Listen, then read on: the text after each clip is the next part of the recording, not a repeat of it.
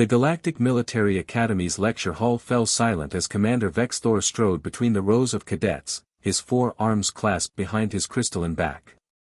His species, the Crystallians, had dominated military strategy for 3 centuries. They were logical, calculating, and utterly convinced of their superiority. Discipline, he announced, his translator converting his resonant tones into standard galactic, is the foundation upon which all military excellence is built. In the back row, Cadet Marcus Webb sat quietly, taking notes on his datapad. The human was unremarkable by Earth standards, average height, dark hair, calm brown eyes. But among the other species present, the feathered evictions, the gelatinous fluidians, the insectoid chithrax, he was an anomaly. A representative from a newly discovered death world, a planet so hostile that most species considered it uninhabitable. Commander Vexthor's lecture continued, detailing the importance of immediate obedience to superior officers. As he spoke, he noticed Marcus's attention drift momentarily to the viewport, where Earth's blue marble hung in the distance. Cadet Webb. Vexthor's voice cracked like a whip. Perhaps you find the void more educational than my instruction. Marcus straightened. No, sir. I apologize, sir. The commander's compound eyes narrowed. In his 3 decades of teaching, no cadet had ever required more than a verbal reprimand. But these Deathworlders were different, stubborn, independent, dangerously unpredictable. They needed to learn their place in the galactic hierarchy. Vexthor crossed the room in 3 swift strides. Stand up, cadet. Marcus rose, maintaining eye contact, another peculiarity of Deathworlders. Most species found direct eye contact threatening.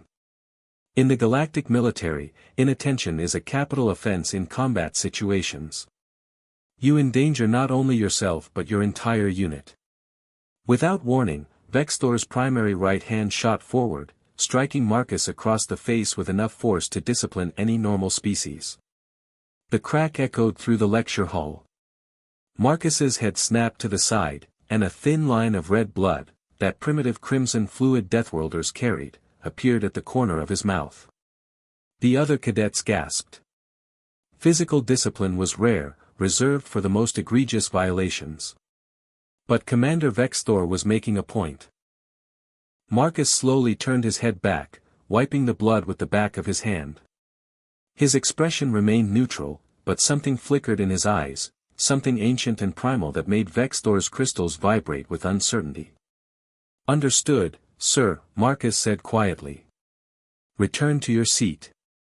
The lecture continued, but the atmosphere had shifted.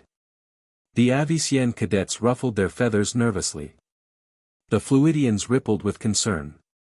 They had all studied Earth's preliminary reports during xenobiology. They knew what Deathworlders were capable of. 10 minutes passed.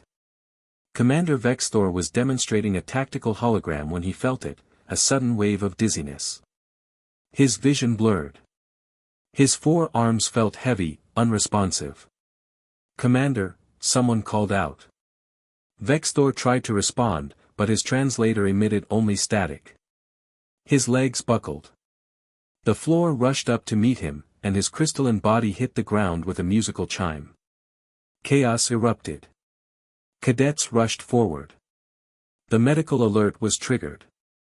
Marcus remained in his seat, watching calmly as the medics arrived. One of them, a Fluidian named Quelix, scanned the commander with a medical tricorder, then froze. His gelatinous form turned toward Marcus. The commander is entering toxic shock. There are trace amounts of an unknown substance in his system, delivered through dermal contact. Quelix's voice trembled. Cadet Webb, please approach. Marcus walked forward slowly.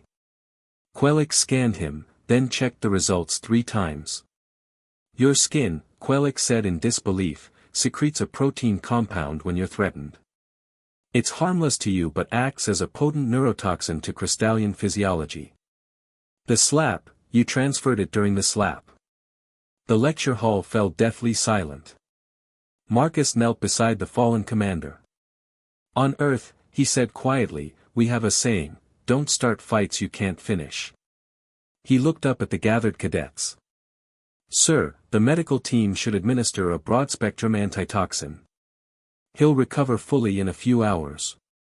As the medics worked, Marcus returned to his seat. The other cadets gave him a considerably wider berth than before.